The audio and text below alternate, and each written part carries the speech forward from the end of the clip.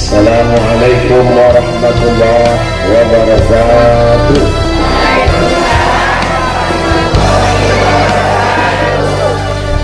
Bersyukur kepada Allah dengan ucapan Alhamdulillahi Rabbil Alamin.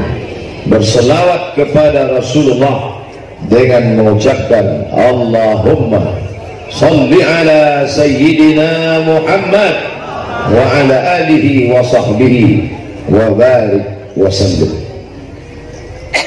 Saya diundang ke masjid dalam daftar jadwal Masjid Kuba, tapi sampai sekarang masjidnya belum kelihatan. Masjid Kuba, komplek DPR. Oh, di sini tempat orang-orang yang memperjuangkan hak-hak kita. Sini orang-orang yang nanti sampai masanya tak lama lagi tanggal 17 April akan melanjutkan perjuangan umat. Mudah-mudahan terpilih orang yang baik-baik, insyaallah. Yang sama-sama kita hormati Bapak Wali Kota, Bapak Kapolres, Bapak Dandim, alim ulama, tuan-tuan guru, hadirin hadirat, muslimin muslimat. Insyaallah kita semua dimuliakan Allah Subhanahu wa taala. Baik yang di atas maupun di bawah. Ini perlu dijelaskan bahwa yang di atas bukan VVIP. Dan yang di bawah bukan orang yang hina, karena kita semuanya berasal dari asal yang sama, tanah hitam rendah diinjak-injak. Itulah asal muasal kita. Betul? Bilang aja betul. Bapak Ibu yang dimuliakan Allah, judulnya mana judulnya? Merajut persaudaraan di tengah perbedaan. Justru kalau seandainya laki-laki semua, ada laki-laki ada perempuan, yang satu warna tanpa berbeda yang indah atau yang banyak warna? Banyak warna. Makanya judulnya adalah bagaimana di tengah perbedaan beraneka ragam ini kita bisa bersama. Satu suku saja tidak indah. Ada suku Jawa, ada suku Batak, ada Minangkabau, ada Bugis, ada Makassar, ada Sunda, ada pokoknya banyaklah.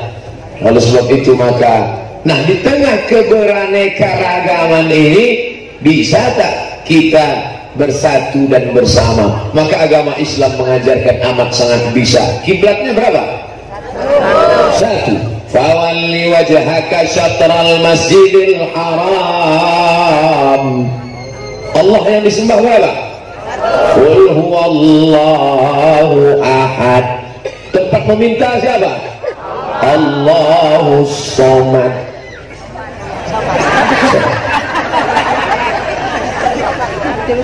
Ayat yang dipakai kalau tidak dibaca maka sholatnya batal. Itu pun juga satu. Bismillahirrahmanirrahim. Alhamdulillahi rabbil alamin. Ar-Rahmanirrahim. Man lam yaqra' bi Fatihatil Kitab tidak sah sholat. Siapa yang tidak membaca Al-Fatihah. Kiblatnya satu, surat yang dibaca satu, Allahnya satu, kitabnya satu, maka tidak ada alasan umat Islam untuk tidak bersatu. Beda saya sama teman saya Pak Ustaz. Apa bedanya? Dia pakai usolli, saya enggak. Itu perbedaan tipis. Yang satu masuk masjid usolli fardhu subuh, yang satu lagi enggak pakai usolli. Jamaahnya cuma 3, satu pakai usolli, satu nggak pakai usolli, yang di tengah preman baru tobat. Dua ini kelahi terus, yang satu bismillahnya jahar, Bismillahirrahmanirrahim, yang satu bismillahnya sir, Alhamdulillahirabbil alamin, Ar-Rahmanirrahim, Maliki yaumiddin. Ini masalah perbedaan. Mau bismillahnya sir, mau bismillahnya jahar, mau pakai usolli, mau nggak pakai usolli, mau pakai kunut, mau nggak pakai kunut, sama-sama sholat subuhnya wajib. Betul? Tolong tunjukkan sama saya mazhab ormas yang mengatakan sholat subuh sunnah. Kalau ada, langsung kita lapor ke Pak Kapolres penistaan agama. Karena mengatakan sholat subuh sunnah, sepakat semua ahlu sunnah wal jamaah, Hanafi, Maliki, Syafi'i, Hambali, bahwa sholat subuh itu wajib.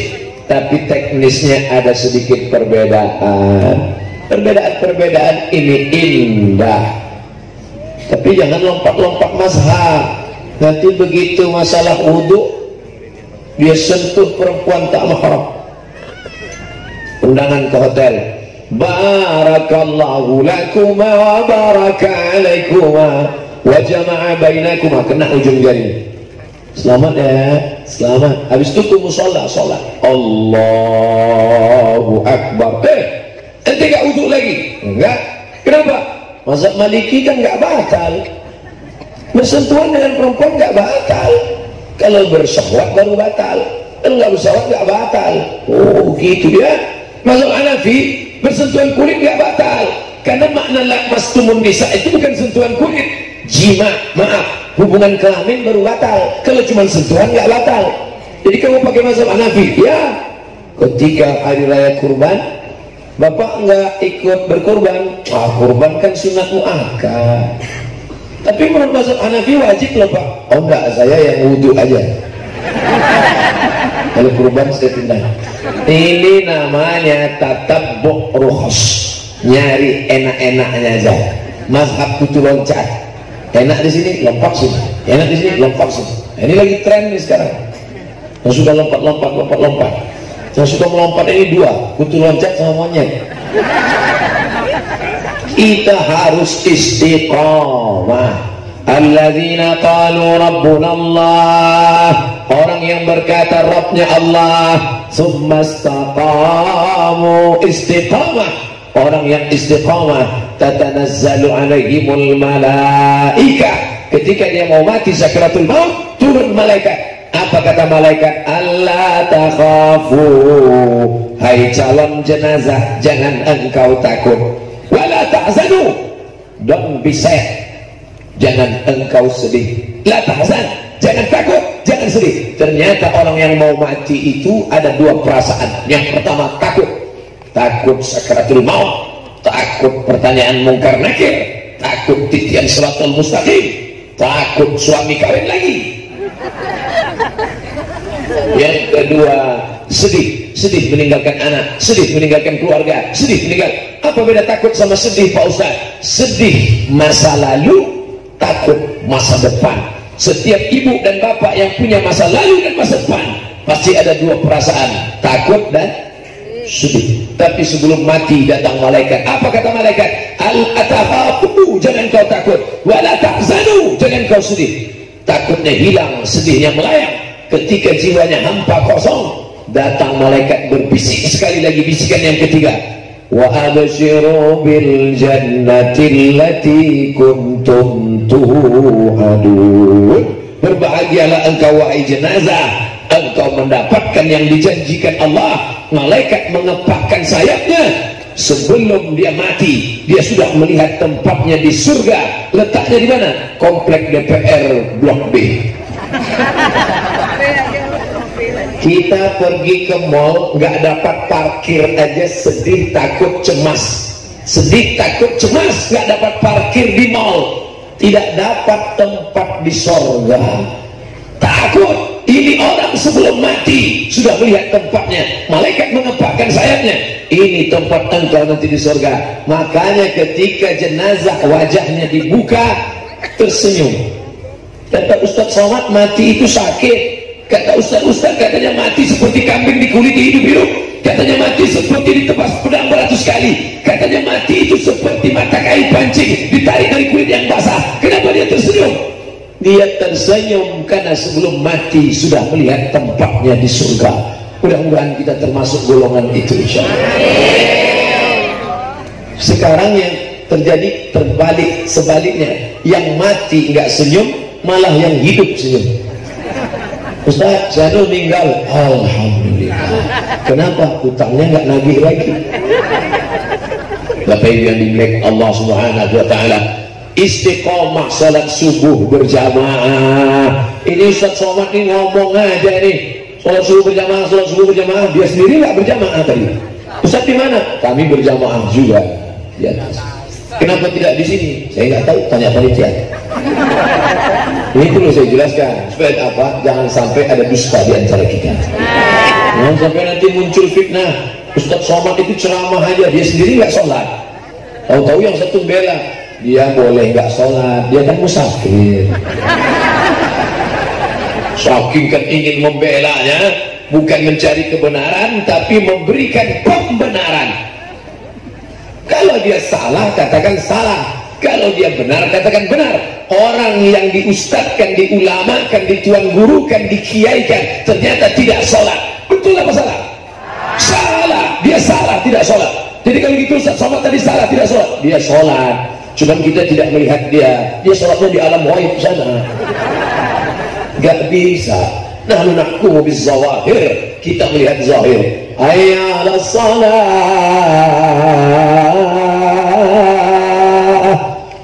Ustaz, mohon izin ya, kami sholat dulu ke Masjid Kuba. Silakan pergi ke Masjid Kuba. Ustaz nggak sholat, jangan. Ustaz jangan tanya. Dia sholatnya di Makkah. Ustaz sholat, ya. Apa hukumnya sholat Jumat di Makkah? Bagus. Siapa itu? Guru saya. Setiap hari Jumat sholatnya di Makkah, Ustaz. Di Indonesia sholat Jumat jam 12, di Sumatera 12.30. Kalau sekarang di Jakarta jam 12, maka di Makkah baru jam 8 pagi. Jam 8, jam 9, jam 10, jam 11, jam 12, 9, 10, 11, 12. Kalau sekarang orang azan Jumat di Jakarta, maka di Makkah baru jam 8 pagi. Guru ente sekarang di mana? Di Makkah. Ngapain? Ngepel Masjidil Haram. Yang mau dibodohi, cerdas. HP-nya sudah cerdas, smartphone. Orangnya goblok. Idza ra'aita ar-rajul, kalau lihat ada orang, lihat ada orang, yatiru fil hawa, terbang di atas awan, yamshi 'alal ma, berjalan di atas air. Kalau kau lihat ada gurumu, tuan gurumu, ustadzmu, kau katakan dia orang hebat, bisa terbang di atas awan, bisa berjalan di atas air, la tartar, jangan tertipu. Kenapa? Karena setan pun bisa melakukan itu. Tapi pandanglah bagaimana istiqomahnya sholat berjamaah. Alhamdulillah, jamaah Masjid Kuba dan sekitarnya tak diragukan lagi. Mereka sholat berjamaah bukan hanya di masjid, di jalan raya. Tadi malam di tanah lapang yang luas. Sebelum saya bertanya, Pak Wali Kota sudah tahu apa yang ada dalam hati saya. Ngasih tahu, Ustaz, ini jalan raya ditutup sampai berapa ini? Ring 1, ring 2, ring 3. Masya Allah. Yang ini juga, ini jeruji-jeruji besi ini untuk apa dipasang? Memangnya tidak aman? Kenapa mesti dipasang begini? Mana tahu nanti ada yang ambil foto gambar pengajian Ustaz Somad penuh ketakutan, seperti keadaan di Palestina di kerangkeng tentara Israel. Tidak ada yang tidak aman, aman semuanya. Tapi bayangkan kalau jamaah seramai ini semuanya mau salaman, ustadznya beratnya 50 kilo kurang setengah kilo, bisa copot tangannya. Bapak Ibu yang dimuliakan Allah Subhanahu wa taala, al-hub, cinta, yu'mi wa yusib, cinta membuat orang buta, cinta membuat orang tuli, cinta membuat orang tidak mendengar. Mana buktinya? Berapa kali ibu manggil anaknya, anaknya tidak datang-datang karena sedang asik tersenyum sendirian. Betapa anak yang sedang jatuh cinta, tuli, peka, buta, ketika ibunya marah, kenapa kamu begitu? Mama juga begitu. Emang lahir langsung tua? Bapak Ibu yang dimuliakan Allah Subhanahu wa taala, di tengah perbedaan ini, perbedaan suku dan bahasa, Jakarta menampung semuanya. Memang yang punya tanah orang Betawi, tapi yang merantau kemari diterima semuanya. Datang dari Sumatera, datang dari Kalimantan, datang dari Sulawesi, datang dari Papua, kita terima semuanya. karena tanah milik Allah Subhanahu wa Ta'ala. Betul? Tapi jangan gara-gara ini nanti datang tukang parkir nanya, Pak, mana uang parkir? Jangan minta, ini tanah Allah Subhanahu wa Ta'ala. Tentu ada syarat dan ketentuan berlaku. Jangan gara-gara karena saya katakan ini tanah milik Allah, pulang dari sini dia lihat ada pohon mangga, tetangganya punya pohon mangga, langsung dia tarik. Kenapa kamu ambil? Itu punya saya. Milik Allah Subhanahu wa Ta'ala. Tapi ternyata tetangganya cerdas juga, dia ambil batu, dia lempar. Kenapa kamu lempar? Ini pun milik Allah juga.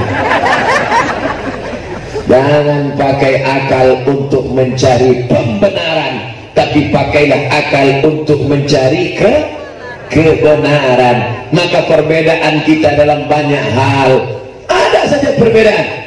Jangankan masalah ibadah, masalah pakaian saja berbeda. Sama-sama belajar di Al-Azhar Kairo Mesir, sama-sama belajar di Mesir, dosennya sama, lembaganya sama, tapi saya beda dengan Pak Doktor. Saya pakai celana, beliau nggak pakai celana, pakai jubah. Kami tidak pernah mempermasalahkan, saya tidak mengejek beliau, ngapain dokter pakai jubah. Kita kan sekarang sedang di Jakarta, beliau pun tidak mempermasalahkan saya, Ustadz kok pakai celana, kenapa nggak pakai gamis? Mau pakai celana, mau pakai sarung, mau pakai gamis, substansi maknanya adalah menutup aurat. Itu yang jadi masalah, bukan masalah penutupnya.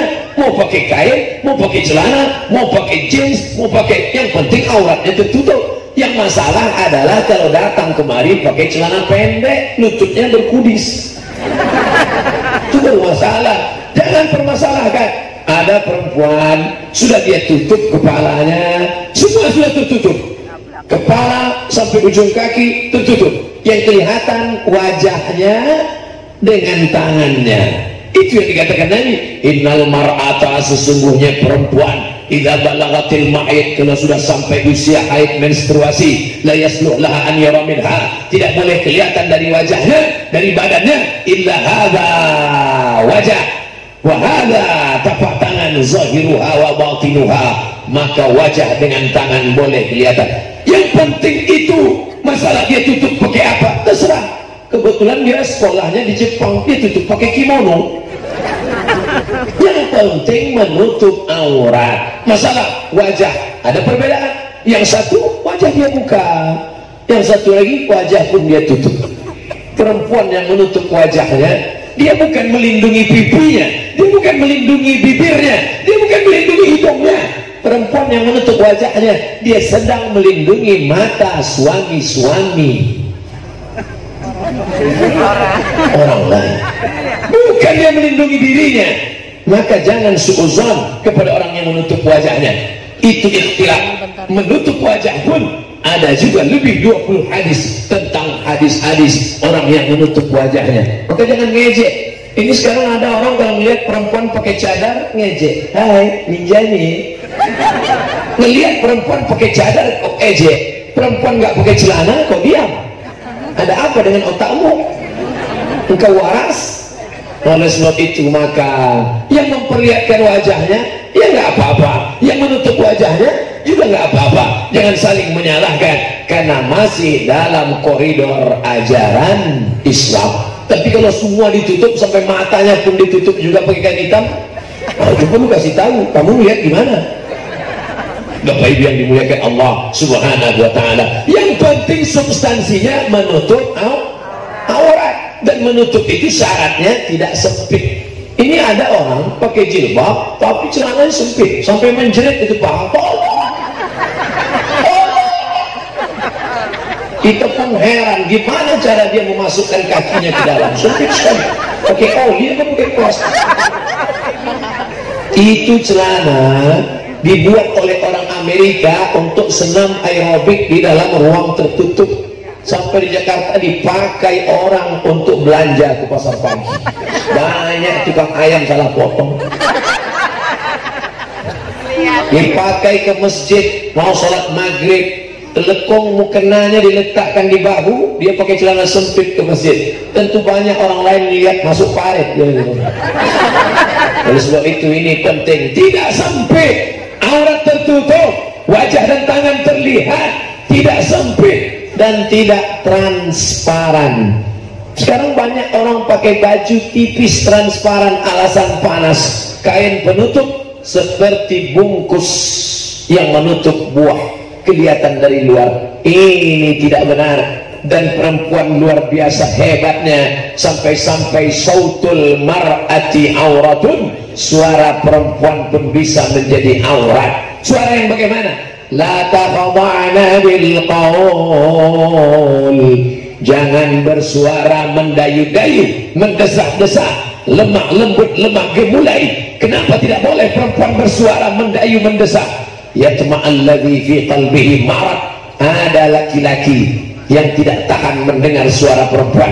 Kalau dia dengar suara perempuan yang lemah gemulai, dia langsung error hang. Makanya ibu-ibu, anak-anak gadis apalagi, tapi dalam HP tidak bisa dibedakan mana suara nenek-nenek, mana suara anak gadis. Kadang-kadang lebih renyah suara nenek-nenek. Oleh sebab itu jangan suara mendesak-desak. Assalamualaikum. Waalaikumsalam. Di mana nih? Jomblo. Apa masih jomblo? Pekak nanti. Jangan suara mendesak-desak, mendayu-dayu. Saudara-saudari muslimin, muslimat, jamaah yang dimuliakan Allah Subhanahu wa taala, di tengah perbedaan kita masih ada titik kesamaan. Beda suku, beda bahasa, beda pulau, beda bangsa, kita tetap disatukan dalam asyhadu an la ilaha illallah wa asyhadu anna muhammadar rasulullah. Kalau di Jakarta Barat, di DKI tidak terlalu kelihatan. Ini tidak terlalu kelihatan mana orang Sumatera, mana orang Kalimantan, mana orang Sulawesi, mana orang Papua, nggak terlalu kelihatan. Tapi bagi yang baru pulang haji kemarin, pasti terlalu kelihatan. Ingat waktu kemarin doa di samping Ka'bah, ya Allah, terimalah haji kami ya Allah. Alhamdulillahirrahmanirrahim. Lihat sebelah kanan putih, Uzbekistan, Tajikistan, Kyrgyzstan, Iran, Irak. Lihat sebelah kiri, Zambia, Namibia, Afrika Selatan, Burkina Faso. Yang sebelah kanan putih seperti telur ayam direbus baru dikupas. Yang sebelah kiri seperti tempat merebus telur ayam.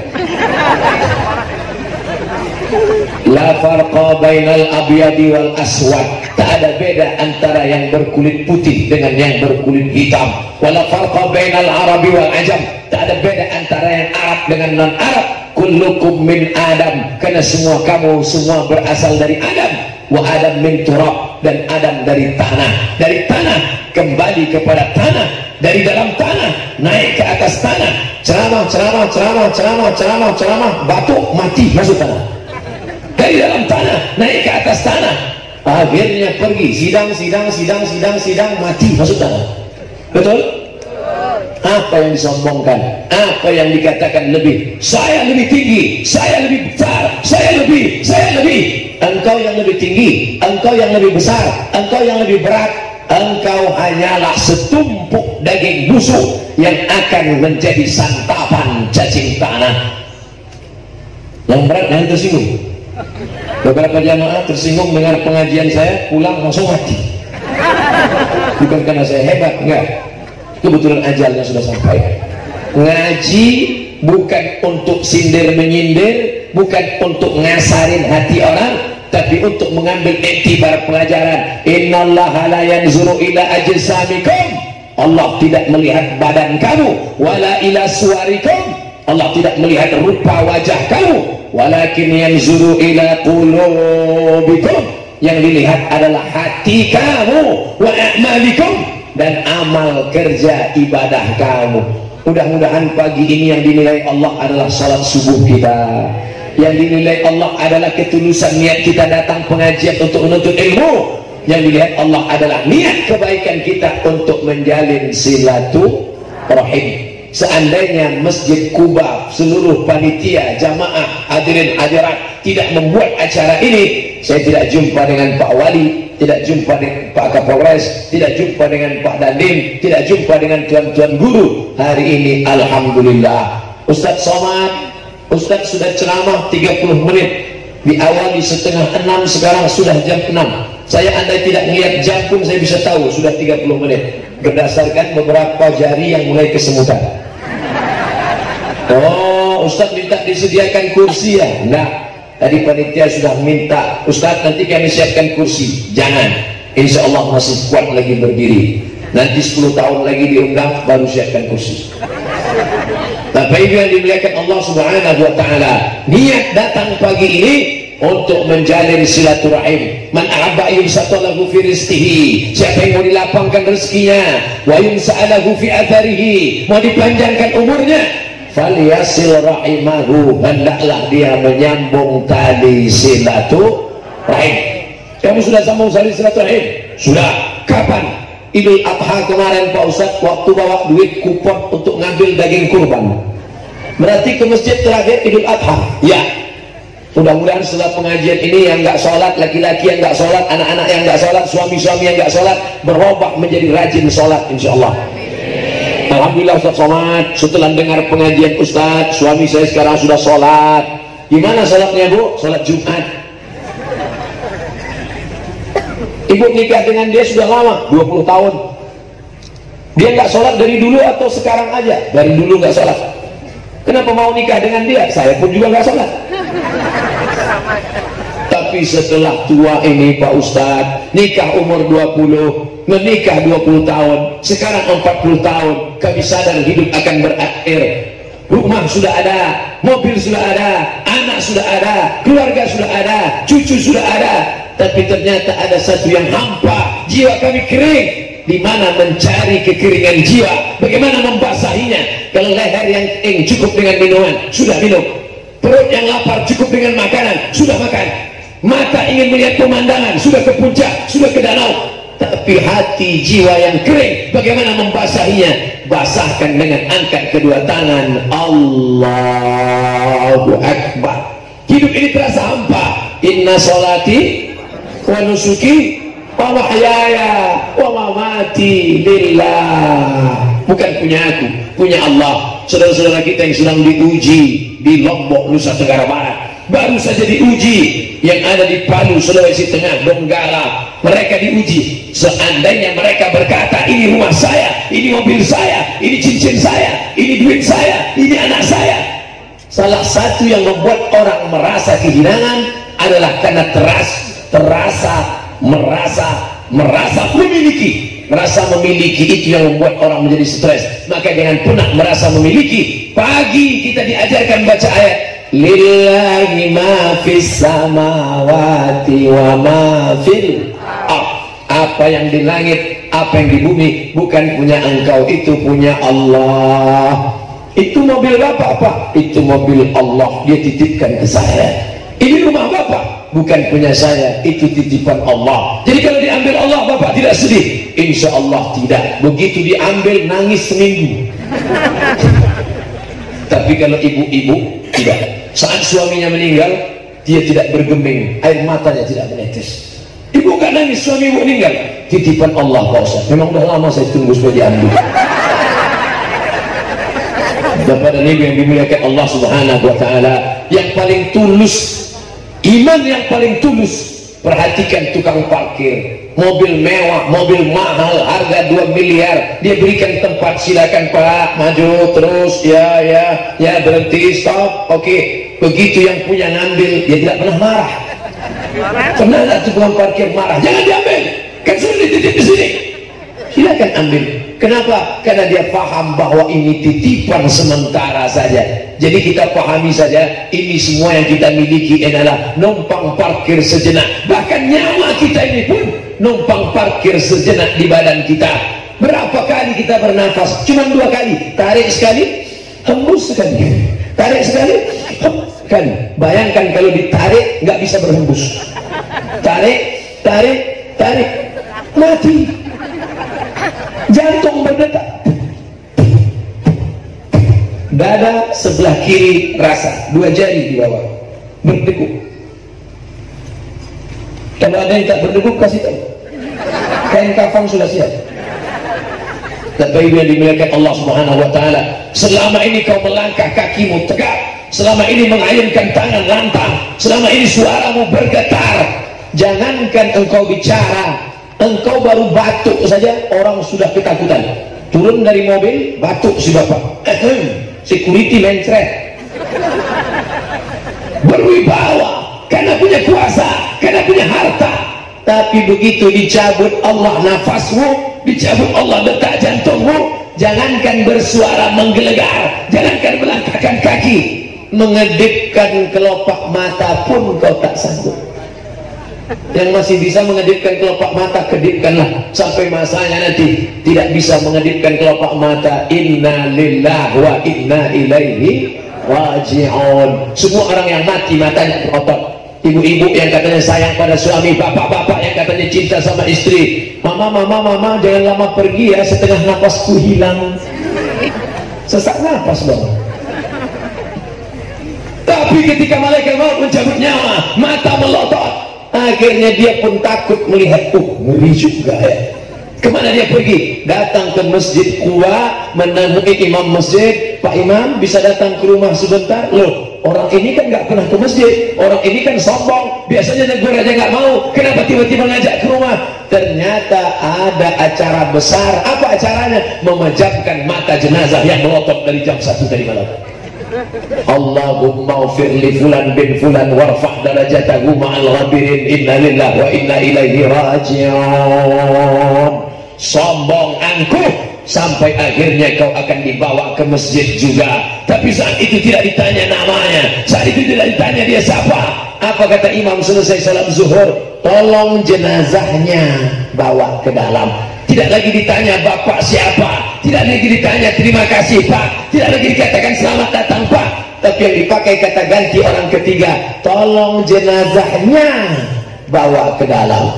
Pak Imam baik luar biasa, padahal orang ini sombong, angkuh, tidak mau ke masjid, merasa diri hebat, perkasa. Tapi begitu dibawa ke masjid, sampai di dalam masjid, imamnya baik luar biasa. Walaupun ini nggak pernah mau di belakang imam, sekalipun tidak mau di belakang imam, merasa dirinya paling hebat, paling mulia, paling perkasa, paling kaya, paling berkuasa. Kamu tidak mau di belakang imam ya? Hari ini engkau di depanku, kata Pak Imam. Salat jenazah, usolli ala hadhil janazah arba'a takbiratin. Selama ini kau satu takbir nggak mau, satu takbir pun kau tidak mau ikut saya, nggak apa-apa. Hari ini ku balas dengan 4 takbir. Allahu Akbar Al-Fatihah, Allahu Akbar Salawat, Allahu Akbar Allahumma ghfir lahu, dan seterusnya. Allahu Akbar Allahumma la tahrimna ajrahu, dan seterusnya. Assalamualaikum warahmatullah, Assalamualaikum warahmatullah. Pak Imam, dia kok sholatnya cepat betul? Diskon khusus untuk yang satu ini. Sebelum sholat tadi engkau dimandikan. Semua orang Islam kecuali yang mati syahid, meninggal dunia, dimandikan. Kalau dulu kau baik kepada tetangga, kepada jamaah, kepada pengurus masjid, kepada imam, kepada khatib, kepada bilal, kepada orang yang memandikan jenazah, mereka akan ambil air pelan-pelan, siram pelan-pelan, jenazahnya masih merasakan sakit tadi waktu nyawanya dicabut, pelan-pelan. Tapi kalau kau yang sombong, angkuh, apa kata mereka? Hari pembalasan. Anak-anak, keluarga, kunci pintu, tinggalkan yang di sini. Oke, mana semprot dorsmir? Ada nggak orang Islam yang melakukan ini? Tidak ada.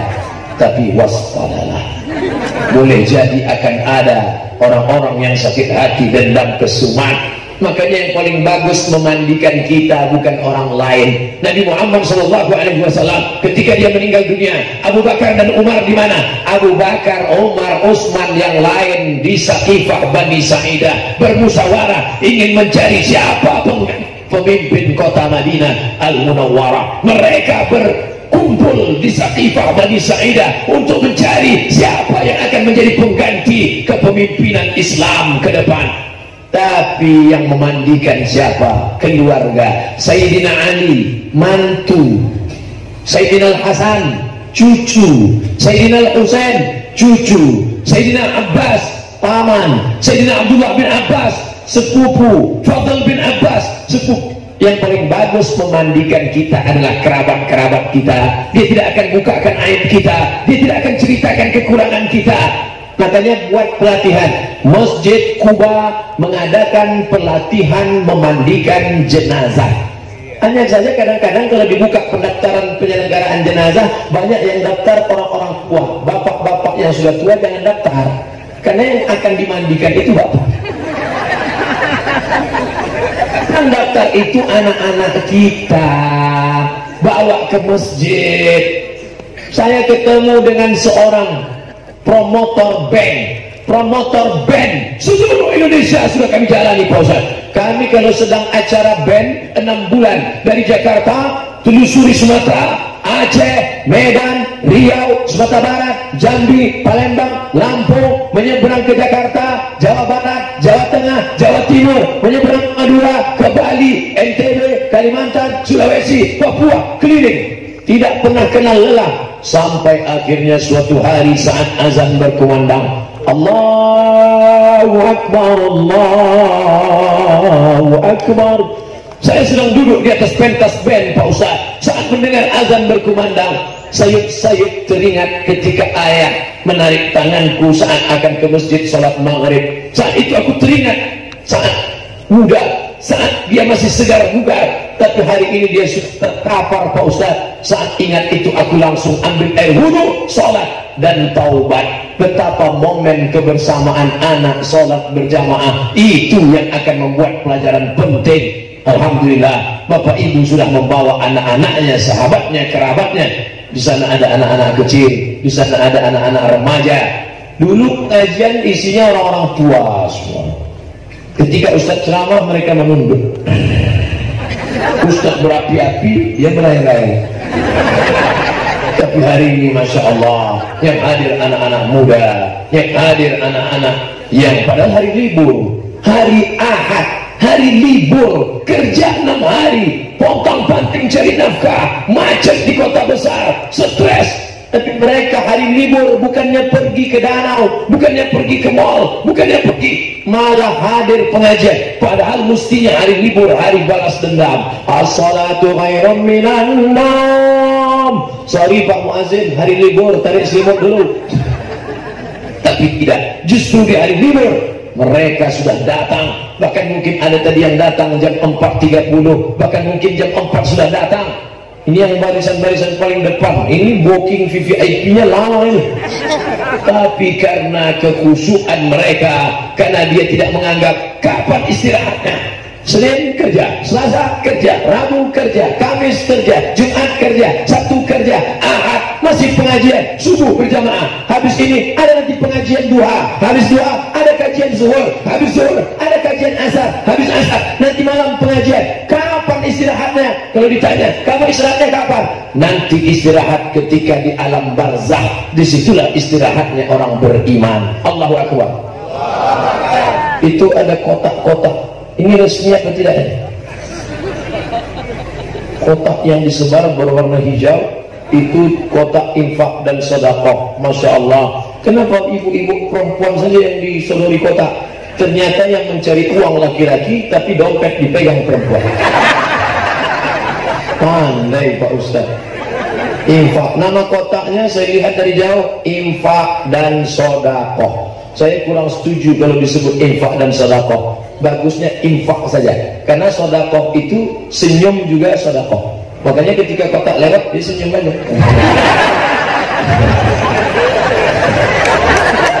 Tabassumika fi wajhi akhika sedekah. Senyummu ke wajah saudaramu sedekah. Makanya yang punya duit kasih duit, yang nggak bisa beri duit senyum.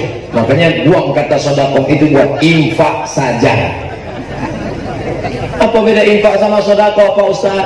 Kalau kasih semen infak, kalau berikan batu bata infak, kalau berikan besi kerikil infak. Tapi yang tidak bisa infak, likulli sulama minkum sedekah. Setiap tulang-tulang sendi ada sedekahnya. Kamu bisa berikan semen untuk pembangunan masjid.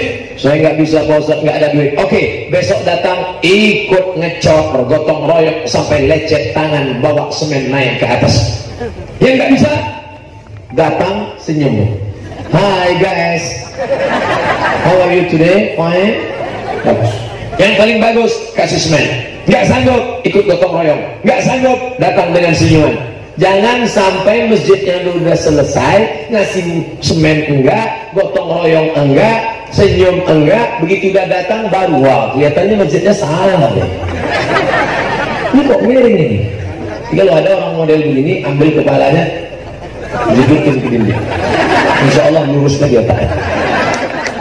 Gak boleh kasar begitu Pak Ustaz. Islam ini kan wa ma arsalnaka illa rahmatan lil alamin. Ustaz Somad itu ustaz yang keras, ceramahnya keras, suara aja keras, isinya lembut, lembut sutra. Pernah Ustaz Somad mengajarkan beda agama dengan mau bakar rumahnya, larikan motornya, bawa anak gadis dan bininya.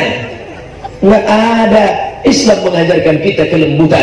Assalamualaikum warahmatullah. Assalamualaikum warahmatullah. Apa yang kita ucapkan? Allahumma antas salam wa minkas salam wa ilaika ya'udus salam. Fa'ayyina rabbana bisalam wa adkhilnal jannata daras salam. Tabarakta rabbana ta'alaita ya dzal jalali wal ikram. Allah yang kita sembah punya nama Ya Rahman Ya Rahim Ya Malik Ya Kudus Ya Salam. Ya Salam bukan diucapkan waktu melihat cewek cantik lewat. Ya Salam. Ya Salam itu artinya Ya Allah. Allahumma antas salam, engkau maha kedamaian, keselamatan. Allah Tuhan kita, Allah Rabb kita, di antara namanya As-Salam, penuh kedamaian, keselamatan. Allahumma antas salam. Kalau hari ini, pagi ini kami selamat, siapa yang menyelamatkan kami? Wa minka, dari engkau. Wa minkas salam, dan nanti keselamatan akan kembali kepada engkau. Wa ilaika ya'udus salam. Hidupkan kami di Jakarta ini, seluruh Indonesia ini dalam kedamaian. Fahayna rabbana bisalam. Dan nanti ketika mati, masukkan kami ke dalam rumah yang tidak ada malapetaka, tidak ada bencana, tidak ada caci maki, tidak ada dusta, tidak ada kelahi di dalamnya. Wa adkhilnal jannata daras. Makanya ketika membaca itu, tanamkan ke dalam hati. Allahumma antas salam wa minkas salam wa ilaika ya'udus salam fa'inna rabbana bisalam wa adkhilnal jannata daras salam.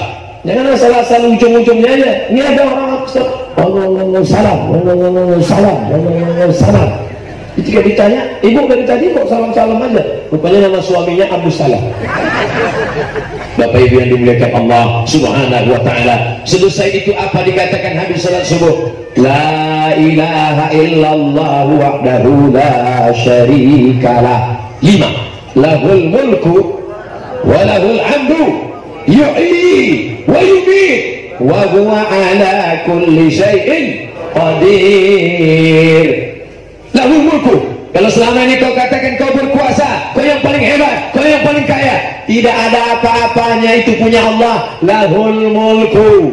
Kalau selama ini kau dipuji-puji orang, ustaz, dipuji-puji orang, kiai, dipuji-puji orang kaya, orang yang dimuliakan. Walahul hamdu. Kau tak layak dipuji, Allah yang dipuji. Selama ini kau berjalan, kau merasa kau hidup, kau bukan hidup, tapi kau dihidupkan. Yuhyi, sampai masanya kau dimatikan. Yumit, yang berkuasa siapa? Wa huwa ala kulli syai'in qadir. 5 ini ditanamkan ke dalam hati 3 kali. Lahul mulku wa lahul hamdu yuhyi wa yumiitu wa huwa ala kulli syai'in qadir. Lahul mulku wa lahul hamdu yuhyi wa yumiitu wa huwa ala kulli syai'in qadir. Lahul mulku wa lahul hamdu yuhyi wa yumiitu wa huwa ala kulli syai'in qadir. Setelah itu bertasbih subhanallah 33 kali. Kenapa 33 Pak Ustaz? Nabi nggak pernah ngasih alasan 33. Dicari, ada yang mencoba mencarinya. Ternyata tulang sendi, likulli sulama minkum sadaqah. Setiap tulang sendi ada sedekahnya. 360 tulang sendi mesti ada selesai sedekahnya. Alhamdulillah, semua tulang-tulang sendi kita sudah keluar sedekahnya. Melangkah dari rumah, melangkahkan kaki, mengayunkan tangan sampai di masjid. Subhanallah, subhanallah, subhanallah, subhanallah, subhanallah, subhanallah, subhanallah. 7, 8, 9, 10, 11, 12, 13, 14, 15, 16, 17, 18, 19, 20, 21, 22, 23, 24, 25, 26, 27, 28, 29, 30, 31, 32, 33. Pas. Subhanallah, subhanallah, subhanallah, subhanallah, subhanallah, subhanallah, subhanallah. Nah, ini saya lihat ada pula orang cepat. Kamu terlalu cepat tuh,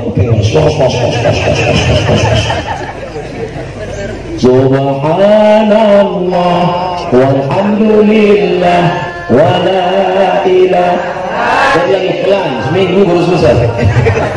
Jangan terlalu pelan, jangan terlalu cepat, sedang. Subhanallah, subhanallah, subhanallah, subhanallah, alhamdulillah, alhamdulillah, alhamdulillah, alhamdulillah, Allahu akbar, Allahu akbar, Allahu akbar, Allahu akbar. Setelah itu berdoa kepada Allah. Imam berdoa, makmum mengaminkan. Ini sekarang banyak makmum tidak lagi mau mengaminkan. Selesai doa langsung cabut. Tidak doa sama imam. Beda doa imam sama gua. Imamnya minta hujan, saya nggak mau hujan. Ternyata makmumnya jual es krim. Mohon maaf pedagang es krim yang tersinggung. Isi ceramah tidak ada konten sindir menyindir. Saya termasuk ustadz yang tidak pandai menyindir, tidak bisa menerima request. Apa yang ada di kepala saya, apa yang teringat, itu yang saya sampaikan. Makanya Bapak Ibu yang dimuliakan Allah SWT, kalau saya dipesan-pesan nggak bisa. Ustadz Somad, tolong nanti ceramahnya jangan singgung masalah jilbab. Kenapa? Karena kebetulan kepala dinas istrinya belum pakai jilbab. Assalamualaikum warahmatullahi wabarakatuh. Judul kajian kita tentang masalah jilbab. Hancur. Bapak Ibu yang dimuliakan Allah Subhanahu wa taala, fas'alu ahla zikri. Kalau nggak ngerti, paham, tanya. Siapa yang perlu kita tanya? In kuntum la ta'lamun. Tanya para ulama, tanya para ustadz kita. Pokoknya datang ke masjid. Ini acaranya kenapa nggak dibuat di masjid? Masjid nggak muat Pak Ustaz. Kalau sebanyak ini masuk masjid, dua kemungkinan. Kalau nggak masjidnya meledak, orangnya meletup. Masjid kecil, orang ramai, rebut-rebutan oksigen di dalam. Ikan mas koki dalam akuarium, mati, pemadaman bergilir. Na'udzubillah. Maka dibuat terang benderang, bernapas indah, tanam-tanaman hijau. Rasa-rasa ceramah di kebun raya saja. Hujan, tenang, pemandangan indah, luar biasa. Man qata'a sidratan, tiba-tiba nanti siang ada seseorang bawa gergaji, bawa sinsu, bawa kampak, nggak ada angin, nggak ada hujan, tengah malam dia potong ini batang pohon kayu.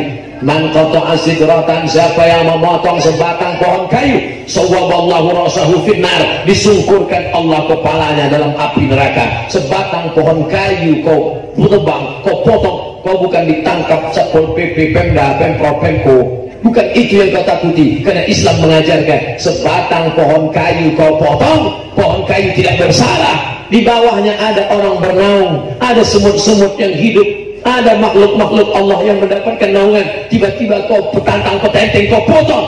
Man qata'a sidratan, siapa yang memotong sebatang pokok kayu, sawwaballahu ra'sahu finnar, disungkurkan Allah kepalanya ke dalam api neraka. Bahkan ketika mau kau mati, ada di antara kita sudah mau mati, meninggal dunia, di tangannya ada bibit tanaman. Idza waqa'at ala ahadikumul qiyamah, kalau kamu sudah mau mati, sudah meregang nyawa, sebentar lagi mati, di tanganmu ada bibit korma, tanamkan.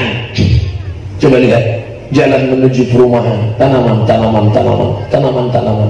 Biarkan hijau, indah. Dulu pesawat sebelum turun ke bawah, turis-turis melihat turun, wow, amazing, this is Indonesia. Untayan zamrud katulistiwa, tongkat dan batu jadi tanaman, indah luar biasa. Tapi sekarang begitu dilihat dari atas, kuning. Kenapa? Mati, asap, kebakaran. Saya ceramah di Kuala Lumpur, di lantai atas sampai di atas berkabut-kabut. Orang Malaysia menyebut asap itu jerebu. Mereka senyum, apa katanya? Ustaz datang bawa jerebu ya. Memang bercanda, tapi hati kita rasa tertusuk duri. Kenapa dia katakan Ustaz datang bawa jerebu? Yang bakar hutan kita asapnya ke Kuala Lumpur. Kita ceramah, dia katakan datang bawa jerebu. Bercanda, tapi kita tersinggung. Ternyata orang yang keluarganya, sahabatnya, tetangganya, masyarakatnya melakukan, dia juga ikut terkena imbasnya. Alhamdulillah hari ini terang benderang, pokok kayu hijau, saling menghargai. Jangankan tetangga, jangankan jamaah, pokok kayu pun tak boleh disakiti, apalagi menyakiti orang. Ini ajaran benar kata Allah Ta'ala, wa ma arsalnaka illa rahmatan lil alamin. Banyak perbedaan kita dengan pokok kayu. Kita manusia, dia pokok kayu. Kita bergerak, dia tidak bergerak. Perbedaan tidak membuat kita menghabisi, perbedaan tidak membuat kita memusuhi, tapi menjaga. Ini kan beda makhluk Pak Ustadz. Yang ingin saya sampaikan pesannya, sedangkan beda makhluk saja bisa dihargai, dihormati, apalagi sama-sama manusia. Ada seorang perempuan tidak baik, WTS, tidak layak hanya disebutkan. Perempuan nggak baik, melihat seekor anjing menjulurkan lidahnya kehausan, air sumur jauh ke dalam, anjing tidak mungkin masuk ke dalam. Lalu perempuan ini mengambil sepatu botnya, kulit, dia masukkan ke dalam sumur pakai tali, dia ambil air, lalu dia siramkan ke mulut anjing yang kehausan itu. Lalu perempuan itu mati. Ceritanya bukan umat Nabi Muhammad SAW, tapi umat sebelumnya, Bani Israel. Apa kata Nabi Muhammad SAW?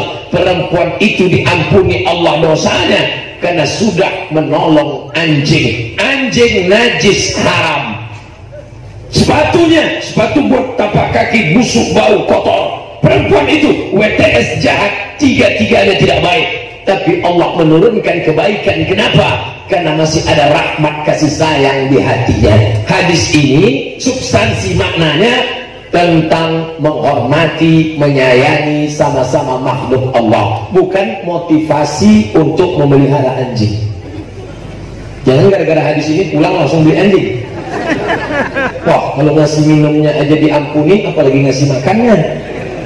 Beda kasusnya. Ada hadis lain, lama wahyu tidak turun sampai apa kata Ummu Jamil, Ummu ibu Jamil cantik, Ummu Jamil ibu cantik, nama suaminya bapak keren Abu Lahab, dua-duanya masuk neraka. Wada'ahu rabbuhu wa qala'ahu. Tengok itu, Tuhan Muhammad, setan Muhammad sudah lama tidak turun, wahyu tidak datang.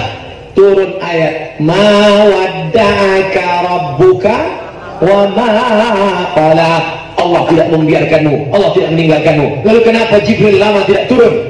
Sampai akhirnya Khawlah, seorang perempuan dengan batang sapu, di bawah tempat tidur ada bangkai anak anjing. Ternyata Jibril malaikat tidak turun karena ada bangkai anak anjing di dalam rumah. Apa maknanya? Hai Jibril, kenapa kau tidak turun bawa wahyu? Kami tidak turun karena di dalam rumah ada bangkai anjing. Kami tidak masuk ke rumah kalau di rumah itu ada anjing. Tapi malaikat yang tidak masuk ke rumah itu malaikat rahmat. Adapun malaikat maut masuk.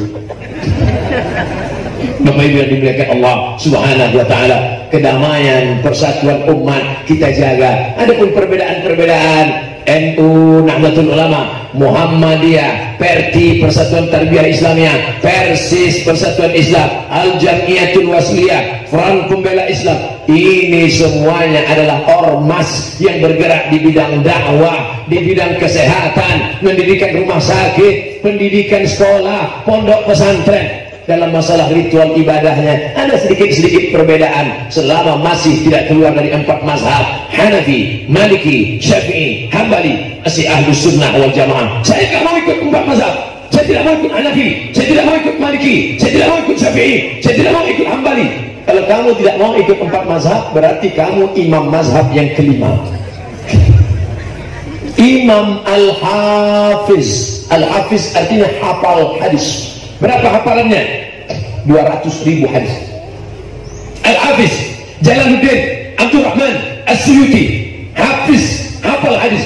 Tapi apa kata dia di ujung namanya? Al-Hafiz Jalaluddin Abdurrahman As-Suyuti Asy-Syafi'i, tetap mengikut Imam Syafi'i. Syafi'i manusia, saya manusia. Syafi'i makan, saya makan. Syafi'i tidur, saya tidur. Kalau Syafi'i itu bisa berijtihad, saya juga bisa. Syafi'i manusia, saya juga manusia. Ente waras apa error? Imam agama yang damai, tunjukkan Islam agama yang bersih. Di akhir majlis kita memunajat kepada Allah, mudah-mudahan segala yang terlilit utang piutang ditolong melunasinya, lepas dari riba.